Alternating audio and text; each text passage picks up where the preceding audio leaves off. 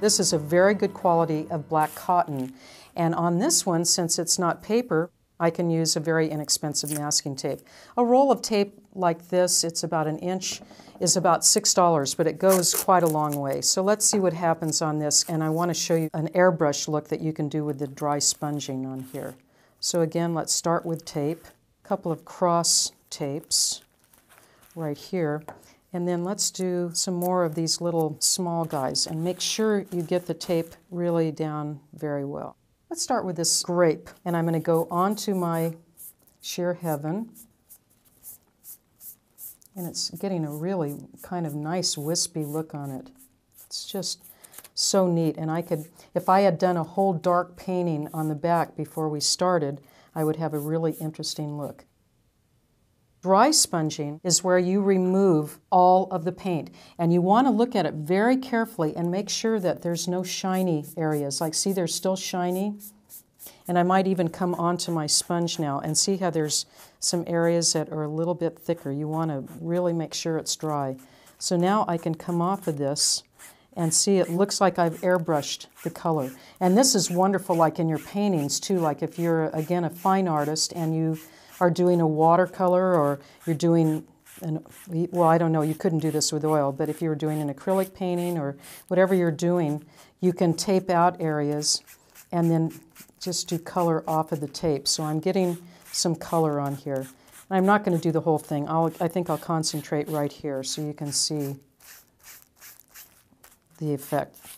And then I'm going to go in and I'm going to take this same Cheryl Sorbets and I'm going to go to the blueberry and I'm going to take a stamp that is just a pattern. You get really fun little things happening in between the tape. And I really like this. It's kind of a mystery, and especially like if you have a piece of fabric or paper that you genuinely hate, this is a great one because even areas that you think are terrible, when you tape them out and you paint over them, they end up being really beautiful. And I'm going to come off and soften those edges. Again, I sometimes have perfect impressions and other times I don't.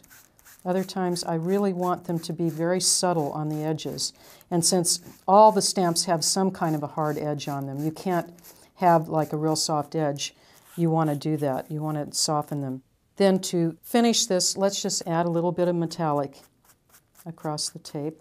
I got some of the excess paint off. I'm doing, again, what is called dry sponging. I held this technique from the sponging section to show you once I had paint on the surface, what you can do. It's a fantastic technique, mainly because these very opaque paints are very hard to get transparent and still keep the body of the paint intact. So with dry sponging, you have the quality of the paint still intact, but it becomes like a nice little airbrush going on. I have to clean my stamp. Even if you forget to clean the stamps, you can clean it with alcohol. Alcohol will break down acrylic. A lot of people rub back their acrylic paintings with alcohol just to get these really ethereal kinds of effects.